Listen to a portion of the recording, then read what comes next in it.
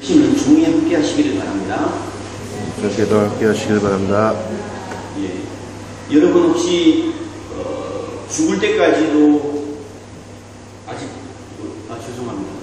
아직 멀었는데 평생 동안 세월이 가도 조금도 희미해지지 않고 또렷하게 기억되는, 아니 어쩌면 중요한 순간마다 날이 갈수록 더 또렷하게 기억되는 그런 기억들이 여러분에게 있으십니까? 되게 한두 개쯤 있으시겠죠? 때로는 좋은 기억들, 또 반대의 기억들, 잊혀지지 않는 그런 기억들이 누구에게나 있을 것입니다. 마치 오랜 세월 동안 두꺼운 먼지를 깊이 뒤집어 쓰고 있던 그 보물 상자의 뚜껑이 열리고 나면 어떻습니까? 속에서 눈을 뜨기조차도 힘들 정도의 그 눈부심 때문에 황홀경을 느낄 정도로 이렇게 충격적인 경험 혹시 있으셨습니까? 거기에는 물론 종교적인 체험도 한 예가 될 수 있습니다.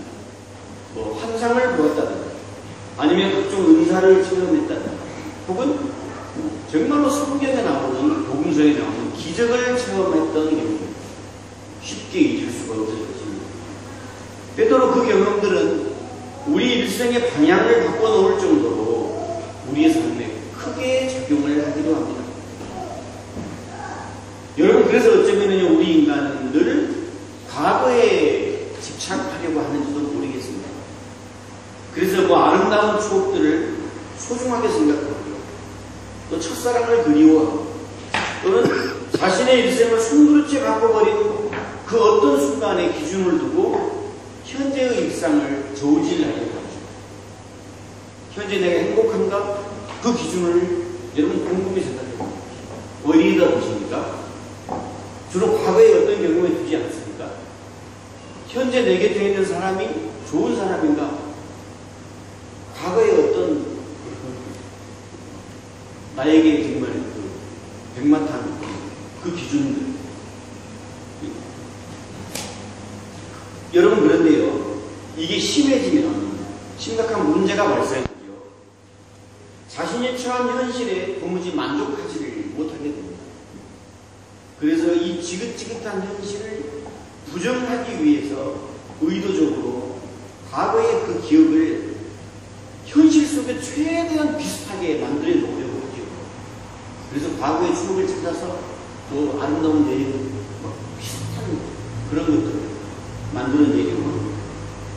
여러분, 이것은 기독교인들에게서도 동일하게 나타납니다. 여러분, 한때 교회 안에서 유행했던 말이 있었습니다. 뭐냐면 주님과의 첫사랑을 회복하자. 혹시 이런 말 들어보셨나요? 여러분, 주님과의 첫사랑 과연 어떤 사랑을 말할까요? 주님과의 첫사랑을 잃어버렸다 라고 하면서 그 첫사랑을 회복해야 되겠다 라고 하면서 어떤 것들을 떠올리십니까? 이 말은요, 요한계시록 2장에서 예수님의 사자가 에베소 교회에게 보내는 메시지에서 유래합니다. 그때 주님의 사자는 에베소 교회를 꾸짖으면서 이렇게 말하죠. 내가 처음 사랑을 버렸다. 그러면서 잃어버린 처음 사랑을 회복하라고 축복하십니다. 이 말씀을요, 날이 갈수록 무디어져만 가는 우리들의 모습에 적용하는 것이죠. 그래서 주님과의 첫사랑을 회복합시다. 자, 그렇다면 주님과의 처음 사랑을 회복하기 위해서 많은 기독교인들이 내린 길로는 무엇일까요? 어떻게 하는 것이 주님과의 첫사랑을 회복하는 것이라고 이렇게 대부분 이렇게 생각을 하는 게 있죠. 여러분, 제가 좀 거칠게 표현하는 것일 수도 있는데요, 많은 사람들이 그것을 이렇게 표현하고 있습니다. 교회에서 사는 것, 세상에 세속적인 일들을 막 끊어버리고 주님만 의지하면서 주의 일에만 헌신하면서 살아야죠. 그리고는 일, 월, 화, 수, 목, 금, 토 계속해서 교회를 나가죠. 어디 그뿐입니까? 뭐 하루에 2번, 3번도 나오고요. 더 어떤 경우는 교회사에 사는 사람들도 있죠. 자고 새벽부터 또 기도하고 그런 분들도 있죠. 자, 어쩌면 그것들은 내 삶의 방향을 돌려놓았던 한순간의 종교적인 경험으로 돌아가기 위해서 찬양할 때의 그 뜨거웠던 느낌이 있죠. 찬양 부를 때 정말 눈물과 콧물을 흘리면서 손을 들고 마음이 뜨거웠던 그 기억, 또는 기도할 때는 어떻습니까? 온몸이 부들부들 떨리면서 그 짜릿한 어떤 느꼈던 그런 경험들, 이런 경험들로 다시 돌아가는 것을 마치 처음 사랑을 회복하는 것이다 라고 이해해버리는 것이죠. 그래서 그들은 점점 더 큰 감동을 찾아서 몸부림을 치게 됩니다. 그래서 교회 밖으로 나가기를 두려워하는 것입니다. 왜 그럴까요? 교회 밖은 지옥이기 때문입니다. 그래서 집에도 가기 싫은 것이죠. 교회 안에서 그 예배 드릴 때, 찬양할 때, 기도할 때, 또 전도할 때 이렇게 받았던 그 뜨거운 이 감정들을, 그래서 흔히 우리는 은혜 받았다고 하죠. 이걸 가지고 집에를 딱 돌아갔는데 이게 웬일입니까? 집에서 나를 맞이하는 것은 그 갖고는 정반대의 그 모습으로 나를 맞이하는 거죠. 뒤집어지죠. 이 지옥 같다. 또 우리를 둘러싸고 있는 현실들은 어떻습니까? 정말 말도 안 되는 일들이 판치는 세상이다. 그런 세상이죠. 그래서 집에는 안 가고 교회에서 사는, 집에서 중요한 일을 볼 때만 집에를 가죠. 이런 현상들이 나타납니다. 여러분, 오늘 우리에게 주어진 성경 본문은요, 지난주에 이어서 예수님께서 어떤 산에 올라가서 변화되어지는 그 장면을 오늘 또 우리는 같이 읽었습니다. 자, 베드로와 야고보와 요한은요, 예수님을 따라서 올라간 어떤 산 위에서 예수님의 모습이 보기에 두려움을 느낄 정도로 신비스럽게 변화되는 광경을 직접 목격했습니다. 그 광경이 너무너무 영광스러워서 감히 눈을 뜨고 바로 쳐다보기가 힘들 정도로 정말로 놀라운 그 황홀경에 빠져들었습니다.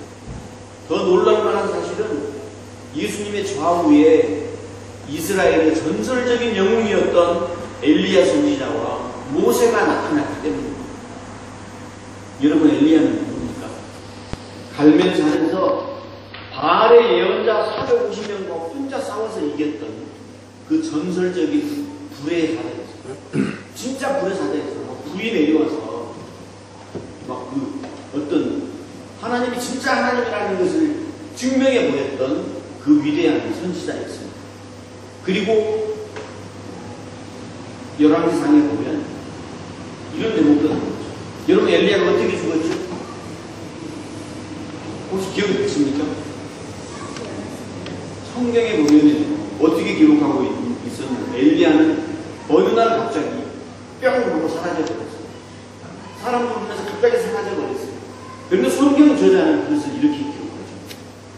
불수레와 불만을 타고 하늘로 올라가고 이렇게 정말 사라져버렸는데 그 순간조차도 정말로 이렇게 전설적인 그런 어떤 영웅적인 모습, 이런 모습들로 이스라엘 자다손손 기억되고 있었어요.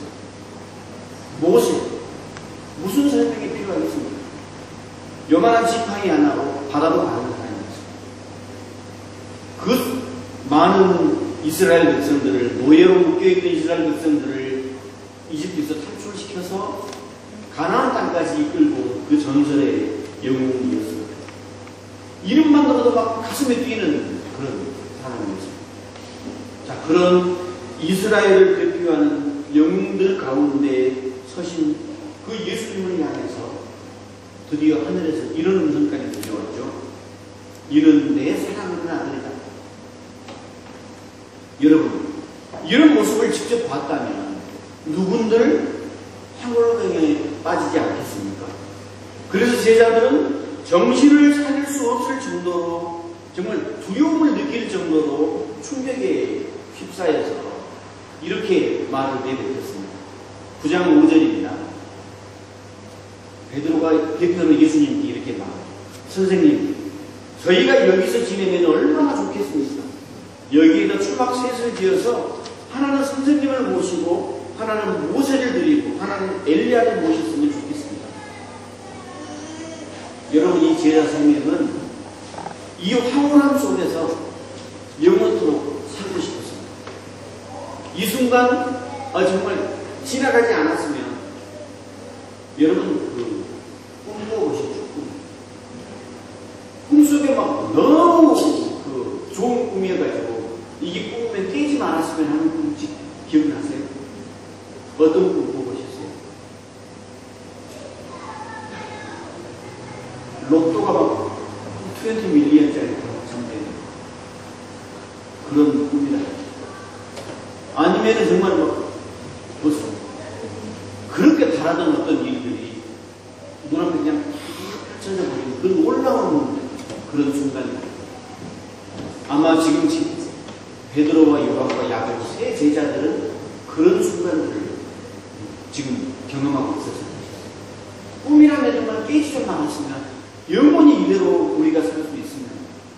그래서 우리가 주님과 엘리야님과 모세님을 위해서 여기다 우리가 새 채를 지어드릴 테니까 제발 우리를 여기서 이 상태로 머무르게만 해주십시오 라고 이야기한 거죠. 여러분 잘 생각하십시오. 오늘날 주님과의 첫사랑을 회복하기 위해서 짜릿한 종교적 경험을 날마다 갈망하는 사람들도 어쩌면 산 위의 제자들과 마찬가지 심정인 거죠. 개역 성경에 이렇게 번역합니다. 여기가 좋사옵니다. 주님, 교회가 저 지옥 속으로 나를 제발 보내지 마십시오. 여기서 머무르게 해주십시오. 성도 여러분, 그러나 우리가 예수를 믿는다는 것, 즉 신앙인으로 산다는 것은 놀라운 황홀한 광경이 펼쳐지는 산 위에 머무르는 것이 아닙니다. 잔인하죠. 베드로와 요한, 야고보가 예수님을 따라 올라간 그 산 위에서 그런 놀라운 환경에 도취되어서 여기가 좋사오니 하고 있을 그때에 여러분 산 아래에서는 어떤 일이 벌어지고 있었을까요? 한마디로 아수라장이었습니다. 한 아버지가 어린 아들을 데리고 나머지 9명의 제자들을 찾아왔습니다. 불쌍한 내 아들을 좀 고쳐달라고 말했죠. 아버지가 말하는 증상에 의하면 그 아이는 요즘 우리가 흔히 말하는 그 간질을 앓고 있었던 것 같습니다. 아이는 자주 거품을 불고 쓰러졌고 온몸이 뻣뻣해지는, 그래서 사람들은 그 소년을 귀신 들린 아이라고 부정했던 것 같습니다. 아버지는 아마 예수님과 제자들이 수많은 환자들을 치료하는 모습들을 보고 들었기 때문에 틀림없이 불쌍한 자신의 아들이 고침을 받을 거라고 확신했던 것 같습니다. 그리고 이 병든 아들을 데리고 예수님의 제자들을 찾아갔을 때 구경꾼들이 몰려들었습니다. 그들 가운데는요, 사사건건 예수님께 시비를 걸고 꼬투리를 잡으려는 서기관들도 포함되어 있었습니다. 입에 거품을 물고 쓰러지는 소년, 그런 아들을 돌보느라 몸도 마음도 피폐해진 아버지, 그리고 몰려든 구경꾼들, 그 사이에서 매와 같은 눈으로 제자들을 감시하는 서기관들이 있습니다. 그리고 결정되게 안타깝게도 그 소년을 고치지 못하고 어쩔 줄 몰라 당황해하는 9명의 제자들. 군중들은 술렁입니다. 서기관들은 제자들에게 따져 묻습니다. 아버지는 쓰러진 아들을 부둥켜 안고 절망 속에 오열을 하고 있습니다. 여러분, 이것이 지옥입니다. 어쩌면 이것이 현재 여러분과 제가 살아가고 있는 이 치열한 전쟁과도 같은 현실입니다. 지금 이제 저와 그림을 하나 보시겠는데요. 지금 보시는 그림은 로마의 바티칸에 있는 베드로 성당에 걸려있는 라파엘로의 그리스도의 변모라는 그림입니다. 라파엘로 산치오 다 우르비노라고 하는 이 화가는 르네상스 시대의 유명한 이탈리아의 화가였습니다. 라파엘로는 이 그림을 그리다가 37세의 젊은 나이에 요절을 했습니다. 그리고 미완성인 채로 끝난 이 그림을 제자들이 나중에 완성을 시켰다고 합니다. 여러분 한번 잘 보시기 바랍니다. 이 그림은 두 개의 층으로 구분이 되어 있습니다. 아마 위쪽에 보이는 한 3분의 1을 차지하고 있는, 그림의 3분의 1을 좀 차지하고 있는 것은 산 위에서 예수님이 영광스럽게 변화되시는 그 장면을 그리고 있습니다. 나머지 세 제자들 그 황홀함과 충격 속에서 이렇게 땅바닥에 쓰러져서 예수님을 그냥 쳐다보고 있죠. 예수님의 양옆에는 엘리야와 베드로가, 엘리야와 모세가 지금 나타나 있습니다. 바로 우리가 읽은 성경 본문에 예수님께서 변화하신 그 사건을 그대로 구성하고 있습니다. 자, 그런데요, 이 그림의 제목이 그리스도의 변모입니다. 그리스도가 산 위에서 변화하십니다.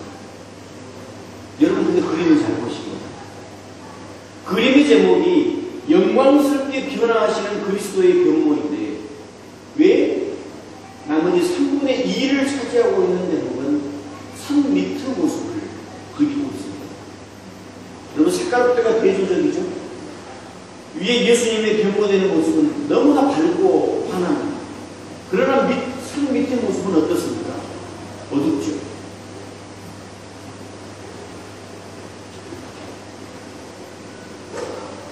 자세히 살펴보시면 귀신 들린 아이가 있고 그 아이를 구축하고 있는 아버지가 보입니다. 그리고 그 아이를 고치지 못하고 혼란에 빠진 제자들의 모습이 보입니다.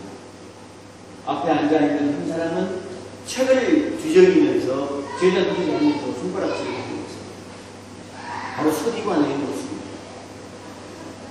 그 가운데는 한 여인이 푸른색 가운을 입고 무릎을 꿇고 앉아서 이 문제에 개입하고 있습니다. 아마 이 혼란을 해결하려는 교회를 상징하는 모습 여인인 것 같습니다. 여러분 저는 이 그림을 보면서 화가 라파엘로의 천재성을 읽을 수가 있었습니다. 라파엘로는 지금 복음서를 기록한 저자인 마가의 의도를 너무나 정확하게 꿰뚫고 있었습니다. 성도 여러분, 이 땅의 많은 신앙인들은, 저를 포함한 모든 신앙인들은 이 땅의 혼란스러운 때로는 지옥처럼 치열한 전쟁터와 같은 현실 속에서 살아갑니다. 여러분들, 우리가 어떤 방식으로든 예수 그리스도의 영광을 조금이라도 체험한 사람들이라면 우리는 산 위에 머물러야 합니까? 산 아래로 내려가야 합니다. 여러분, 우리는 산 아래의 인간의 마을로 내려가야 합니다. 예수님은 산 위에 계속 머무르고 싶어하는 제자들을 이끌고 산 아래 인간의 마을로 내려오셨습니다. 아수라장이 펼쳐진 그 혼란 속으로 예수님은 들어가셨습니다. 성도 여러분, 한 가지 질문을 드려보겠습니다. 여러분은 예수를 만나러 어디로 가시겠습니까? 어디로 가야 예수를 만날 수 있다고 생각하십니까? 거룩한 장식이 있고 오르던 소리가 울려 퍼지고 또는 뜨거운 찬양이 있고 기도회가 펼쳐지는 예배 시간, 교회, 기도 시간, 그리로 가셔야만 합니까? 아니면 지옥과도 같은 이 지름길과 같은 세상 속으로 인간의 마을로 가셔야 합니까? 정보승이라는 시인이 있습니다. 그 시인의 대표작 서울의 예수라는 시가 있는데요. 시인은 이 땅에 오신 예수의 모습을 이렇게 기록하고 있습니다. 예수가 낚싯대를 누리우고 한강에 앉아있고 강변에 모닥불을 피워놓고 예수가 젖은 옷을 말리고 있고 들불들이 날마다 인간의 칼에 찔려 쓰러지고 풀의 꽃과 같은 인간의 꽃 한 송이 피었다 하시는데 인간이 아름다워지는 것을 보기 위하여 예수가 겨울비에 젖으며 서대문 구치소 담벼락에 기대어 누르고 있다. 술 취한 자여 지평선 너머로 예수의 긴 그림자가 넘어간다. 인생의 찬밥 한 그릇 얻어먹은 예수의 등기로 재빨리 추승땅 하나 떠오른다. 고통 속에 넘치는 평화, 눈물 속에 그리운 자유가 있었을까? 서울의 빵과 사랑과 서울의 빵과 눈물을 생각하며 예수가 홀로 담배를 피웁니다. 사랑의 이슬로 사라지는 사람을 보며 사람들이 모래를 씹으며 잠드는 밤 낙엽들을 떠나기 위하여 서울에 잠시 머물고 예수는 절망의 끝으로 걸어갑니다.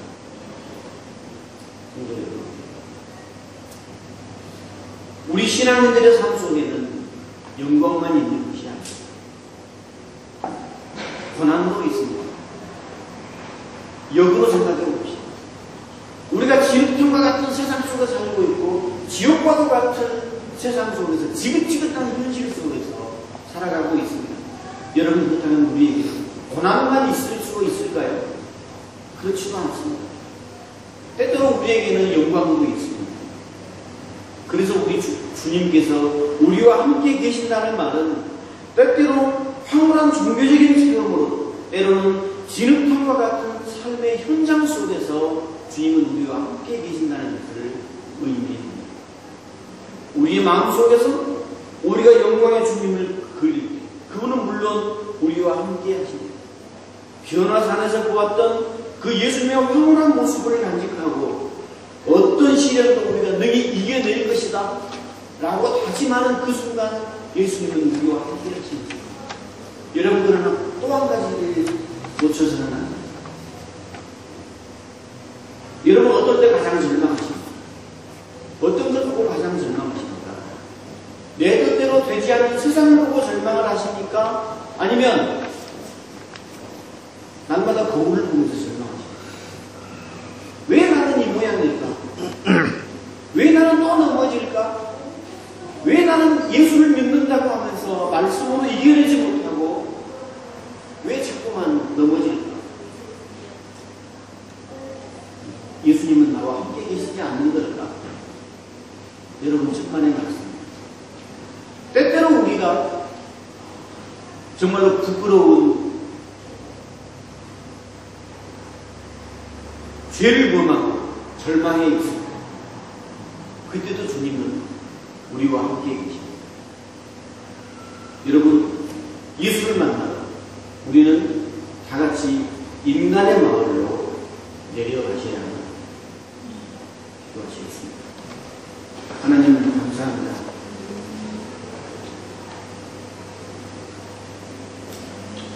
어쩌면 우리는 예수를 믿고 그리스도인으로 살아가면서 영광스러운 순간만 기대하고 있는 것 같습니다.